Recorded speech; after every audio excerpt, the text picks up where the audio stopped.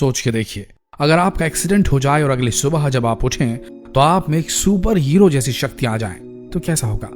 आपने Spiderman movie तो देखी ही होगी, जिसमें पीटर पार्कर को एक मकड़ी काट लेती है और उसमें सुपर हीरो जैसी शक्तियां आ जाती है। और इसी तरह की कई मूवीज भी बन चुकी हैं। तो क्या सोच रहे हैं आप, यही ना कि काश ऐसा रियल लाइफ में भी हो सकता। तो निराश मत होइए, आपको बता दें कि इस दुनिया में ऐसे कई लोग हैं जिनके साथ ऐसा हो चुका है, जो किसी न किसी वजह से दुर्घटना का शिकार हुए और उनमें ऐसी शक्तियां आ गई जिसकी कल्पना उन्होंने अपनी जिंदगी में कभी नहीं की थी।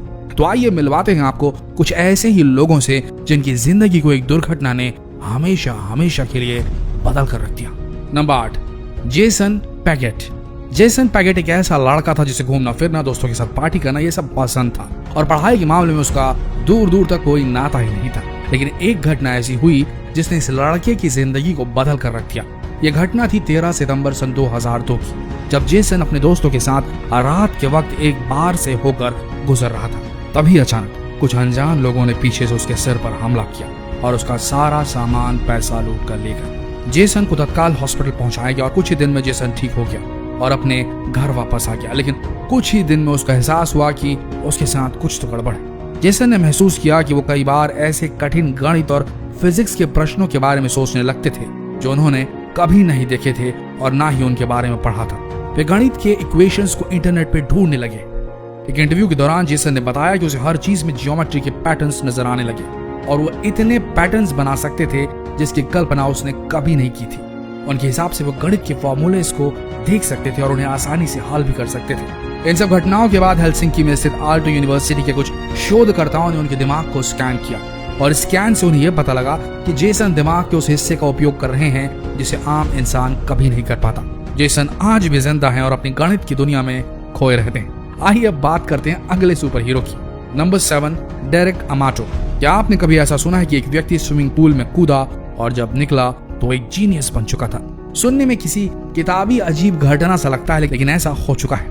और जिसके साथ ये अजीब घटना घटी उस व्यक्ति का नाम है डेरेक अमाटो।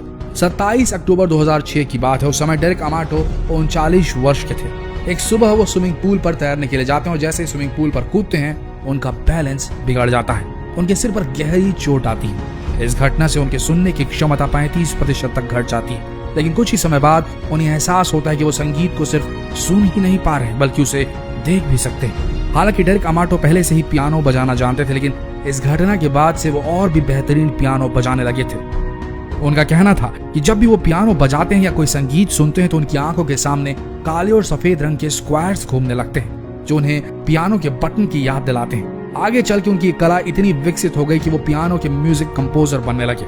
जब उनकी मेडिकल जांच हुई तो पता चला कि उनको सिनेस्थेसिया हो गया है। सिनेस्थेसिया में लोगों की सुनने, सूंघने और यहाँ तक कि विभिन्न रंगों को पहचानने का गुण विशेष रूप से बढ़ जाता है। कुछ भी हो, लेकिन इस घटना ने डेरेक अमाटो को एक कामयाब म्यूजिक कंपोजर और एक लोकप्रिय पियानिस्ट जरूर बना दिया। नंबर 6, ली एर्सिग। आपने कई लोगों होगा जिन्हें गाड़ियां भगाना, रेस लगाना बहुत पसंद है। ली एर्सिग भी एक ऐसी ही लड़की थी जिसे क्वाड बाइक से रेस लगाना बहुत पसंद था और पढ़ने लिखने से दूर दूर तक उसका कोई नाता नहीं था। अक्टूबर 2009 की बात है, जब ली अपनी बाइक से रेस लगा रही थी तभी अचानक वो एक गहरे गड्ढे में गिर जाती है और इस दुर्घटना से उनके सिर और रीढ़ की हड्डी पर काफी गहरी चोट आती है। डॉक्टर्स को लगता था कि ली अब कभी अपने पैरों पर चल नहीं पाएगी, लेकिन खुशकिस्मती से ली जल्द ही ठीक हो जाती है। इस घटना से ली की याददाश्त चली जाती है और उसे अपनी पुरानी जिंदगी के बारे में कुछ भी याद नहीं रहता। यहाँ तक कि वो अपनी माँ को भी पहचानने से इनकार कर देती है। लेकिन कुछ ही समय बाद ली में अनोखे गुण देखने लगते हैं। वो शायरी करने लगती है, कठिन से कठिन गणित के सवाल हल करने लगती है और उसका कहना था कि वो रंगों को सुन सकती है, संगीत को देख सकती है। हालांकि ये सब सुनने के बाद कई लोगों को ये एक अफवाह सी लगी, लेकिन ये सच था। ली पर कई बार वैज्ञानिक अध्ययन हुए, कई बार ली का ब्रेन स्कैन भी किया गया और यही पता चला कि ली दिमाग के उस हिस्से का प्रयोग कर रही थी जिसे आम व्यक्ति कभी नहीं कर सकता। ली याददाश्त के साथ साथ भावनाओं को महसूस करने की क्षमता को भी खो चुकी थी, इसलिए ली अब हमेशा हंसते मुस्कुराते रहती है। आगे बढ़ते हैं। Number 5, Alonzo Clemens. Alonzo Clemens एक बहुत ही फेमस मूर्तिकार है, लेकिन ये इतने लोकप्रिय मूर्तिकार कैसे बने इसके पीछे एक बहुत ही अजीब घटना है। अलोन्जो जब छोटे थे तब उनके सिर पर बहुत गहरी चोट लगी थी। उनके दिमाग में चोट लगने की वजह से उनमें डेवलपमेंटल डिसेबिलिटी आ गई थी, जिस कारण से अलोन्जो ना ही अपने हाथ से खाना खा पाते थे और ना ही अपने जूते के फीते तक बांध पाते थे। लेकिन इस चोट से उन्हें एक वरदान भी प्राप्त हुआ। वो मिट्टी से जानवरों की मूर्तियां बनाने लगे थे और वो ऐसी मूर्तियां बनाते थे जैसे कि किसी बड़े मूर्तिकार ने बनाया हो। वे स्कूल में सबसे पीछे बैठकर इन मूर्तियों को बनाते रहते थे और टीचर्स के मना करने के बाद भी वो अपनी मूर्तियां बनाना जारी रखते थे।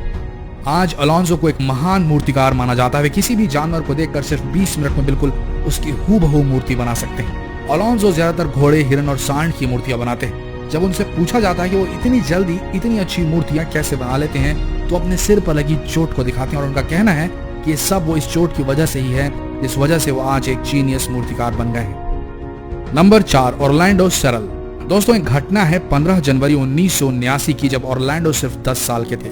ऑरलैंडो अपने दोस्तों के साथ प्लेग्राउंड में बेसबॉल खेल रहे थे। तभी अचानक उनके सिर पर एक बेसबॉल बैट आकर जोर से लगता है और वो जमीन पर गिर जाते हैं। लेकिन कुछ ही देर बाद ऑरलैंडो फिर से उठकर बेसबॉल खेलने लगते हैं। इस चोट के बारे में ना ही वो किसी डॉक्टर को दिखाते और ना ही अपने माता पिता को इस बारे में बताते हैं। कुछ दिन बाद उनके सर में दर्द होना शुरू होता है, लेकिन कुछ ही दिनों में वो ठीक भी हो जाता है। जैसे जैसे वक्त बीतता है वो इस घटना को भूलते चले जाते हैं। लेकिन ऑरलैंडो को कुछ समय बाद उन्हें महसूस होता है कि वो कैलेंडर के कैलकुलेशन कंप्यूटर से भी तेज कर सकते हैं। वो इस कैलकुलेशन में इतने माहिर हो गए थे कि अगर उन्हें कोई भी तारीख के बारे में पूछा जाता तो वो यहाँ तक बता देते थे कि उस दिन मौसम कैसा था, वो कहाँ पर थे और उन्होंने उस पूरे दिन क्या क्या किया। इस तरह की अभूतपूर्व कला फिर कहाँ छुपने वाली थी। धीरे धीरे ये बात आग की तरह फैल गई और कई मीडिया वाले उन्हें अपनी स्टोरी में कवर करने लगे।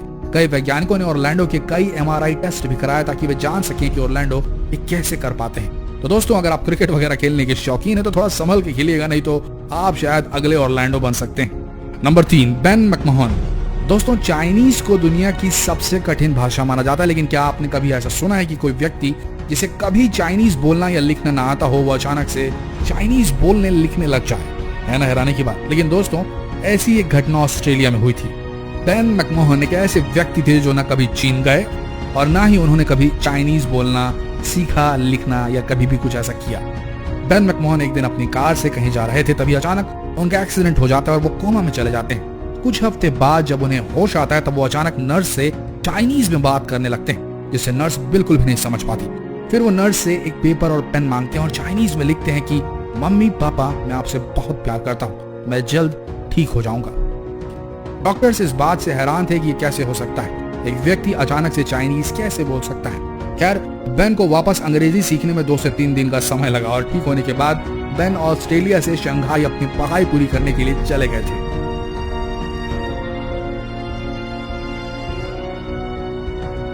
Number 2, Tony Cicoria. Tony Cicoria 42 साल के एक स्वस्थ व्यक्ति थे और साथ ही वे कामयाब सर्जन भी थे। लेकिन टोनी के साथ एक दिन ऐसी घटना होती है जो उनके पूरे जीवन को बदल देती है। ये घटना 1994 की है। उस दिन मौसम बहुत खराब था और टोनी अपनी माता जी को एक STD PCO से फोन लगा रहे थे। तभी अचानक एक तूफान आता है और टोनी के ऊपर आसमान से बिजली गिरती है और उनके दिल की धड़कन बंद हो जाती है। लेकिन टोनी की किस्मत उस दिन बहुत अच्छी थी, क्योंकि उसी STD PCO के पास से एक औरत जा रही होती है जो पेशे से एक नर्स थी और वो टोनी को किसी तरीके से बचा लेती है। कुछ ही दिन में टोनी पूरी तरीके से स्वस्थ हो जाते हैं और अपने काम पर वापस चले जाते हैं। समय बीतता जाता है और टोनी अपनी नॉर्मल लाइफ में व्यस्त हो जाते हैं। कुछ समय बाद उन्हें पियानो म्यूजिक सुनने की बहुत इच्छा होती है। हालांकि एक्सीडेंट के पहले वे हमेशा रॉक म्यूजिक ही सुनना पसंद करते थे। उनकी ये इच्छा इतनी तीव्र हो जाती है कि वो कई पियानो रिकॉर्ड्स और म्यूजिक शीट्स खरीदने लगते हैं। फिर उनमें पियानो सीखने की इच्छा होती है और वो कुछ ही दिन में इसे सीख भी जाते हैं। टोनी इतना अच्छा पियानो बजाने लगते हैं कि वो खुद म्यूजिक कंपोज करना शुरू कर देते हैं और 12 अक्टूबर 2007 को वेस्टपोर्ट कनेक्टिकट में वो अपना पहला पियानो कंपोजिशन पेश करते हैं और आज वो एक बेहतरीन म्यूजिक कंपोजर बन चुके हैं। है ना कमाल का। आगे बढ़ते हैं। Number 1, Tommy McHugh. Tony McHugh को लोग एक ब्रिटिश कलाकार और एक महान कवि के रूप में जानते हैं, लेकिन टॉमी पहले से ऐसे नहीं थे, बल्कि वो एक क्रिमिनल थे जो कई बार जेल भी जा चुके थे। बड़े होते होते उन्हें ये समझ में आया कि इन सब चीजों में कुछ नहीं रखा है और उन्होंने शादी कर ली। वो एक कंस्ट्रक्शन साइट पर काम करने लगे। उनका जीवन बिल्कुल सामान्य चल रहा था। जब वे 51 साल के थे तो बाथरूम में अचानक उन्हें लगातार 2 बार एनोरिज्म का दौरा पड़ता है, जिस कारण से उनके सिर पर बहुत तेज दर्द होता है और उन्हें ब्रेन हैमरेज हो जाता है। कई दिनों तक कोमा में रहने के बाद वे होश में आते हैं। होश में आने के बाद उनमें कविताएं लिखने की तीव्र इच्छा जागृत होती है। उनका कहना था कि उनके दिमाग में हमेशा कई पिक्चर्स और रिदम्स घूमते रहते हैं। कुछ दिनों बाद वो पेंटिंग करना भी शुरू कर देते हैं और उसमें इतना खो जाते थे कि वो 19 घंटों तक पेंटिंग कर सकते थे। टॉमी अपनी इस कला में इतने माहिर हो गए थे कि वो 9 पेंटिंग को एक ही बार में बना सकते थे एक साथ। बाद में उन्होंने कैनवस को छोड़कर दीवारों पर पेंटिंग बनाना शुरू किया और धीरे धीरे वो एक प्रसिद्ध कलाकार के रूप में सामने आए। टॉमी की मृत्यु कैंसर की वजह से 2012 में हो गई थी। उन्होंने मरते समय कहा था कि उन स्ट्रोक्स की वजह से मुझे 11 साल का अनोखा अनुभव प्राप्त हुआ जो शायद ही किसी और को हुआ होगा। तो दोस्तों, एक बात तो है, किस्मत से बड़ा कुछ नहीं होता और दुर्घटनाएं कभी कभी दुर्घटनाएं नहीं बल्कि घटनाएं होती हैं जो कभी अच्छे के लिए या कभी बुरे के लिए भी हो सकती है। और शायद हर एक्सीडेंट के पीछे कोई न कोई पर्पस जरूर होता है। आप सबका इस बारे में क्या कहना है कमेंट सेक्शन में जरूर लिखिए और इन विलक्षण लोगों की इन विलक्षण गाथाओं को शेयर जरूर करें, फेसबुक पर शेयर करें, व्हाट्सएप पर शेयर करें। मिलते हैं अगले वीडियो में, तब तक के लिए बने रहिए इस पेज के साथ। धन्यवाद।